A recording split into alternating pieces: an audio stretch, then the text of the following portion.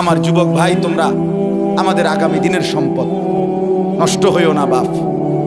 ইসলামের জন্য লড়বে কে বাপ? মুরব্বীরা তো চলে যাবে বাপ। 18 বছরের ছেলে, 20 বছরের ছেলে, 22 বছরের তাগড়া জওয়ান, তুমি নষ্ট হয়ে গেলে, তুমি চরিত্রহীন হয়ে গেলে, তুমি যদি সারাক্ষণ নারী ছাড়া, ছবি ছাড়া, মদ, জুয়া, অশ্লীলতা, তুমি যদি মোবাইলের আসক্তি ছাড়া চলতে না পারো, আগামী দিনে ইসলামের জন্য তুমি করবা কেমনে, লড়বে কেমন? আগামী প্রজন্ম তোমার হাতে নিরাপদ দিন পাবে কেমন? বেঁচে থাকার নিরাপত্তা মিলবে না। বেঁচে থাকা 53 বছর বাংলাদেশের বয়স, 53 বছরের সমাজে বেনামাজির সংখ্যা যদি এত বেশি হয়, 53 বছরের ভিতরে মোবাইলে আসক্ত যুবকের সংখ্যা যদি এত বেশি হয়, 53 বছরের ভিতরে বেপর্দা নারীর পরিমাণ যদি এত বেশি হয়, এত মসজিদ মাদ্রাসা চারদিকে থাকার পরেও যদি এই মসজিদ মাদ্রাসা ষড়যন্ত্রের কারণে কমে যায়, আগামী 20 বছর পরে, 30 বছর পরে, আগামী 30 বছর পরে ছেলেরা আমার, তুমি আজকে যে ছেলেটার বয়স 16, আগামী 20 বছর পরে তোমার বয়স হবে 36। আজকে যে ছেলেটার বয়স 20, আগামী 20 বছর পরে তোমার হবে 40। আমার এখন 42 বছর। ধরে নাও আমার 4টা সন্তান আছে, 2টা মেয়ে আছে, 2টা ছেলে আছে। তাহলে আগামী 42 বছর যার বয়স আসবে, 20 বছর পরে, 25 বছর পরে, হতে পারে আল্লাহ চাহে তো আল্লাহর দয়ায় তুমি হায়াত পাইলে তুমিও 2টা বাচ্চার মা, বাবা হবা, 3টা সন্তানের বাপ হইবা। তাহলে তোমার এই যৌবন কালটা যদি তুমি সারা দিন মোবাইলেই কাটাও, অশ্লীল ছবি দেখে কাটাও, এক ওয়াক্ত নামাজ পড়তে যদি মন না চায়, তুমি যদি রাস্তার সমস্ত বেড়ি দেখতে মন চায়, পৃথিবীর সব উলঙ্গ ছবি যদি দেখতে মন চায়, আল্লাহর দোহাই করে বলো বাপ, তোমার হাতে তোমার জেনারেশন তারা কি করবে? আজ আমাদের সন্তান কি পরিমাণ গুনায় আসক্ত, এক মোবাইল তাদেরকে কি পরিমাণ অসভ্যতায় পৌঁছাইছে, বাবারা, চাচারা, আপনারা কল্পনায়ও জানেন না। আপনারা জানেন, আপনি মনে করছেন ফুলাগা নষ্ট হয়ে গেছেন, না নষ্ট হয়েছে না, শুধু গন্ধ ছুটছে। নষ্ট হইলে তো ভালো আছিল, রাতের ভাত তো সকালে ভিজাইয়া দুইয়া খাইয়ে লাইলে সারত। এটা তো বিরিয়ানি পচে গেছে, এটা বিরিয়ানি পচে গেছে, পচা বিরিয়ানি বাড়ির কাছেও রাখা যায় না, দূরে ডাস্টবিনে ফেলতে। সন্তানের হালাত এমন, ছেলেটার নষ্টামি এই পরিমাণ, মেয়েটার নষ্টামি এই পরিমাণ। হাসতে হাসতে টাকা নষ্ট করছে, লক্ষ লক্ষ টাকা। অজস্র মানুষ রাস্তাঘাটে, খোলা রোডে ঘাটে, চায়ের দোকানে, ফুটবল খেলোয়াড় খেলে, ক্রিকেট খেলোয়াড় খেলতেছে, তার 4 ছক্কা, তার খেলার জিতা হারা নিয়া কোথায় খেলা? আর এইখানের অসভ্য জানোয়ার এইখানে চায়ের দোকানে, রাস্তার আড্ডায় বৈশা পেট ধরে, বাজি ধরে, জুয়া সম্পূর্ণ হারাম। 1000 টাকা, 2000 টাকা, 5000 টাকা। আরে জুয়াখোর, তোর এই টাকা তোর বাপের না, তোর আল্লাহর দেওয়া, আল্লাহর দেওয়া। তুই কার টাকা নষ্ট করলি? এই জুয়া খেলার অনুমতি কে দিল তোকে? চায়ের দোকানে, রাস্তার পাশে চলতে ফিরতে দেদারসে ছেলে পেলে, মাঝ বয়সী লোক জুয়া খেলতেছে। এটা ছক্কা, মানে 1000, এটা আপনার জিতবো এই ম্যাচ 2000। আশ্চর্য কথা, খেলে কারা? টাকা খরচ করে কি? আরে পাগল কি? এরকম পাগল হয়নি মানুষ। একটা টাকা যেই কামাই করুক, আরে ভাইয়া তুমি কামাই করো আর তোমার বাপে কামাই করো, বিদেশে হোক আর লন্ডনে হোক, কেউ সিরা সাবাইয়া কামাই করে না। প্রত্যেকটা টাকার মধ্যে, উপার্জনের মধ্যে কারো না কারো মাথার ঘাম, কপালের ঘাম, কষ্ট আর মেহনত জড়িয়ে আছে।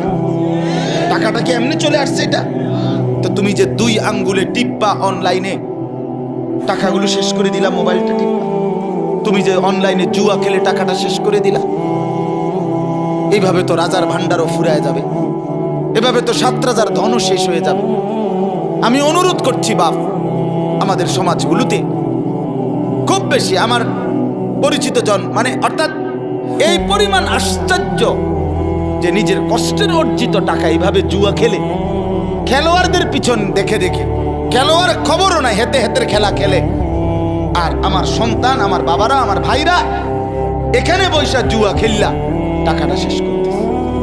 আল্লাহ তাআলা আমাদের প্রত্যেককে রহম করেন। কোরআনুল কারীমের মধ্যে আছে মদ এবং জুয়ার মাধ্যমে এই বেট বলেন, আপনারা কি বেট কর না?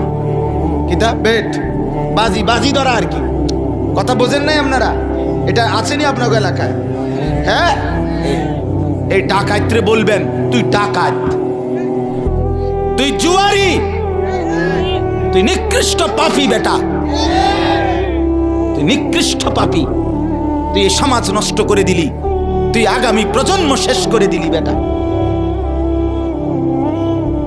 জুয়াখোর তার পরিণতি এই বেট বলেন, বাজি বলেন, জুয়া বলেন, জুয়ারি শেষ পর্যন্ত নিজের বউ, নিজের মেয়ে, নিজের ছেলে, নিজের আপনজনের ইজ্জত বিক্রি করতেও লজ্জাবোধ করে না। এত নিকৃষ্ট হয়ে যায় মানুষ। শেষ পর্যন্ত বউ বেচ চালায়, শেষ পর্যন্ত সন্তান বেচ চালায়। নিকৃষ্ট পরিণতি। কোরআনুল কারীমে আছে শয়তান তোমাদেরকে, আল্লাহ বলছে মদ এবং জুয়ার মাধ্যমে শয়তান তোমাদের পরস্পরের মধ্যে আদাওয়াত, শত্রুতা তৈরি করে, তোমাদেরকে আল্লাহর স্মরণ ভুলায়া দেয়, তোমাদেরকে নামাজ ভুলায়া দেয়। ইউকিউল আদাওয়া, আদাওয়াত তৈরি করে। আমি এই জন্য অনুরোধ করলাম, কেউ যদি সন্তানের মানুষের দিকে যদি নজর না দেন, আপনার ছেলে, আপনার মেয়ে, আপনার স্ত্রী, আপনার বাবা, আপনার ভাই, আমরা জলজ্জান্ত মানুষ, হিসাব হবে আমাদের, বিচার হবে আমাদের, হাসরের মাঠ আমাদের জন্য, আল্লাহর সমস্ত ফয়সালা আমাদের জন্য। কবর, হাসর, মিজান, ফুলসিরাত এগুলো মানুষের জন্য না গরু ছাগলের জন্য? তাহলে আমরা মানুষ যদি সংশোধন একজন আরেকজনের জন্য না করি, একজন বাবা যদি তার স্ত্রী, ছেলে মেয়ের নামাজ, রোজা, আখিরাত, পরকালের ফিকির না করে, সোফা বানাইয়া কি লাভ? খাট বানাইয়া কি লাভ? আপনার বানানো 50,000 টাকার সোফাতে বসে আপনার স্ত্রী, ছেলে মেয়ে সারাদিন, সারা রাত, রাত 2টা পর্যন্ত আমনের ঘরে রঙিন টেলিভিশনে নর্তকীর নাচ, উলঙ্গ ছবি, জিনা, ব্যভিচার, হিন্দি সিরিয়াল দেখে। এটার মধ্যে আপনার এই সোফা আপনার ব্যবহৃত ঘরের সামান, অথচ আপনার বিবি বাচ্চা নাফরমানি করছে। আল্লাহর কসম, কসম আল্লাহর, আপনি মৃত্যুর পরেও যতদিন এই গুনার সামানগুলো থাকবে, এই রঙিন টেলিভিশন যতদিন থাকবে, যতজন আপনার বউ বাচ্চা, নাতি নাতনি, ফুতের বউ, ছেলের বউ, মেয়ের জামাই রঙিন নাচ গান দেখবে, আল্লাহর কসম এই কোরআন ধরে বললাম, আপনার আমল নামায় ওই নাফরমানদের গুনার 100 সমান গুনাহ আপনার নামও লেখা হবে। অর্ধেক অর্ধেক না, সমান সমান, অর্ধেক অর্ধেক, কদ্দুর কদ্দুর, সমান সমান। কানা আলাইহি মিনাল ইসম মিসলু আসামি মান তাবিআ। মিসলু মানে সমান, অর্ধেক না, 20% না, 100%। নেক কাজও যেটা রেখে গেছেন, মসজিদে দিয়ে গেছেন, মাদ্রাসায় দিয়ে গেছেন, এখানে যত বাচ্চা আল্লাহর কোরআন পড়বে, আপনার মৃত্যুর পরে আমল নামা এদের নেকির সমান আপনার নামও আসবে, কোনো সন্দেহ। অর্ধেক অর্ধেক, 50-50 না, সমান সমান। আল্লাহ আমাদেরকে বুঝ দান করে।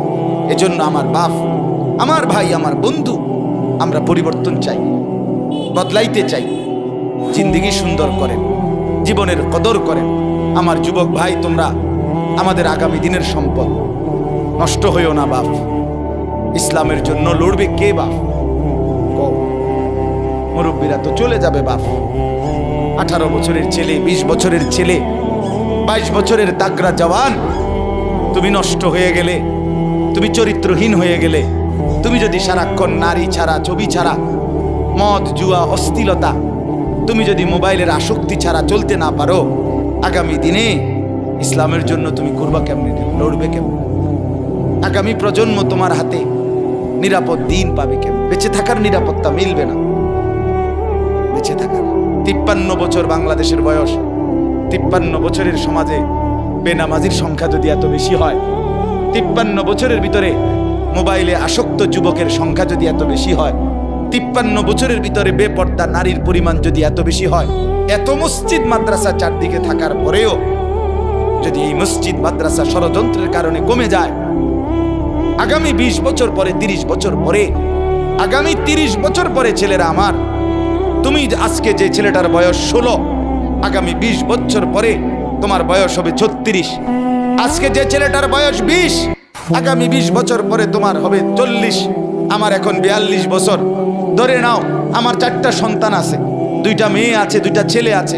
তাহলে আগামী 42 বছর যার বয়স আসবে, 20 বছর পরে, 25 বছর পরে, হতে পারে আল্লাহ চাহে তো আল্লাহর দয়ায় তুমি হায়াত পাইলে তুমিও 2টা বাচ্চার মা বাবা হবা, 3টা সন্তানের বাপ হইবা।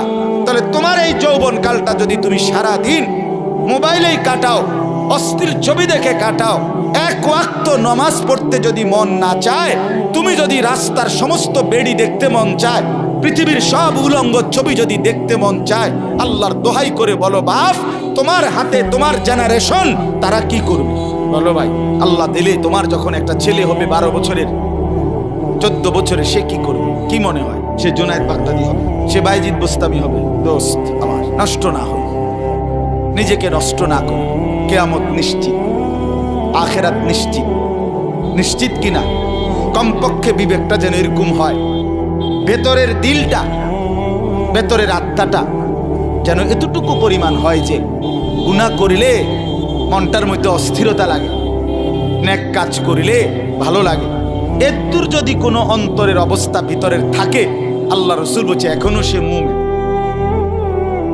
কিন্তু যেদিন গুনার পর গুনাহ, মিথ্যার পর মিথ্যা, চুরির পর চুরি, মদের পর মদ, জুয়ার পর জুয়া, জিনার পর জিনা, বেবিচারের পর বেবিচার, বেপর্দার পর বেপর্দা মা বোন, যেদিন আর কোনো অসুবিধা বোধ হচ্ছে না, চেহারায়, সুরতে, চলনে বলনে পাপের কোনো অনুভূতি নাই, আল্লাহর কসম রাসূলুল্লাহ বলে ধরে নাও ঈমান হারিয়ে গেছে।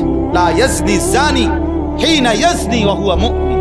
রাসূলুল্লাহ বলে কোন জিনাকার, ব্যভিচারী নারীর সাথে যখন অপকর্ম করে সে ঈমানদার থাকে না। লা ইয়াসরিকু সারিকু হিনা ইয়াসরিকু ওয়া হুয়া মুমিন। কোন চোর যখন চুরি করে, রাসূল বলে সে মুমিন থাকে না। লা ইয়াশরাবুল খামরা হিনা ইয়াশরাবু ওয়া হুয়া মুমিন। রাসূল বলে কোন নেশাখোর যখন নেশা করে তখন সে মুমিন থাকে না, মুমিন থাকে না। বাপ আমার, কতদিন সুদ খাইলে অভাব মিটবে? কতদিন হারাম রোজগার করলে অভাব পূরণ হবে? পূরণ হবে না। অতএব আখিরাত নিশ্চিত, কিয়ামত নিশ্চিত, মৃত্যু নিশ্চিত। চোখের সামনে প্রতিদিন কত মানুষের চলে যাওয়া, এরপরও যদি আল্লাহকে না চিনি কখন চিনব? আল্লাহ আমাদেরকে বুঝ দান করেন, আল্লাহ আমাদেরকে কবুল করেন। অনেক ছেলে মাশাআল্লাহ এখানে ওখানে দেখেন আপনারা, চাচারা আপনারা তাকায় দেখেন আপনাদের সন্তানেরা, এরা রংপুরের ছেলে না, এরা আমার কুমিল্লার না, এরা চিটাগাংয়ের না, এরা আপনাদের ছেলে, আপনাদের মহল্লা। আপনারা একটা নজর একজন মুরব্বী তারাইয়া দেখেন, আপনাদের এই ছেলেদের দিকে তাকাইলে দেখবেন কমপক্ষে 90% নামাজ পড়ে না।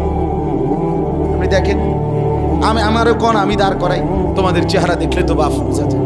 আহা, এজন্য বললাম আমার ছেলেরা, চেহারা দেখলে তো বোঝা যায় বাপ তুমি যে এক ওয়াক্ত নামাজও পড়ো নাই। চেহারাটা কালো, চেহারাটা পাষাণ, চেহারাটা দয়া মায়াহীন, চেহারাটা নির্দয়, চেহারার মধ্যে কোনো রসকস থাকে না। কসম আল্লাহর।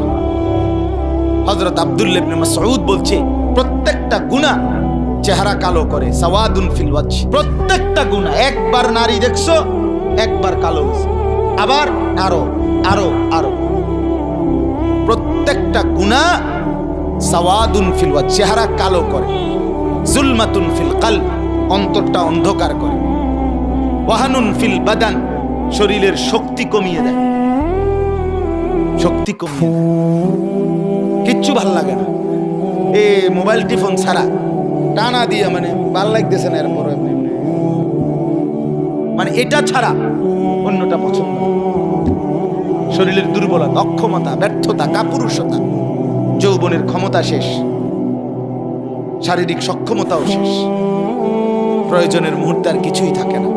নিজের হাতকে অপকর্ম করে নষ্ট করে দিছ, শরীরটাকে শেষ করে দিছ, নিজের লজ্জাস্থানকে নষ্ট করে ফেলছ, হায়াত বরবাদ করে দিছ। চিরেই দুনিয়াতেও আফসোস মিলবে, আখিরাতেও আফসোস মিলবে। হ্যাঁ, আমি খোলামেলা কইলাম, হিম্মত করে কইলাম, সাহস করে বললাম। এজন্য হযরত আব্দুল্লাহ ইবনে মাসউদ বলেন, চেহারা কালো হয় গুনাহ, অন্তর অন্ধকার হয়, শরীর দুর্বল হয়। 4 নাম্বার, দাইকুন ফির রিজক, রিজিক সংকীর্ণ হয়, রিজিক কমে যায়। 5 নাম্বার, বুগদাতুন ফি কুলুবিল খালক, সমস্ত মানুষের অন্তরে ঘৃণা তৈরি করে। কোন মানুষ এই নাফরমানকে পছন্দ করে না। কথা বলেন, দুইজন এক লগে জুয়া খেলে, আপনি এর এক লগে হেরা এক সমান না। আজ 3 বছর এক লগে জুয়া খেলে, আপনি মনে করেন এখান থেকে একজন রে আপনি আলগা ডাইকা জিগান, তোর দোস্ত কেমন, খুব 1 নম্বর সিটার। হ্যাঁ, কি কর বলবে না, বলবে সিটারের সর্দার, পাট পার। কি রে কস, তোর লগে চলে, একসাথে জুয়া খেলস, তুই কেমনে তারে খারাপ কস? ওমা, তো আমি কি হেরে কি আব্দুল কাদের জিলানী কইতাম? এ বলবে এই কথা, এ কি বলবে? আমি কি জুয়ারি রে বুঝি আমি বালা কইতাম? আমি বালা কম কেমনে? আর মন্দ লোকেও মন্দকে মন্দ বলে, ভালোরাও মন্দ বলে। আচ্ছা, একজন লোক নামাজি, আপনি একটা জুয়ারি মদখোরকেও জিগান, ভাই উনি কেমন? সে বলবে, ভাই আমি খারাপ হইতারি, কিন্তু সে ভাবে ঠিক কিনা বলেন না কেন? আমি মানুষটা খারাপ, কিন্তু ভাই এটা সত্য যে আমরা নামাজ। ভালোকে মন্দও ভালো বলে, ভালোও ভালো।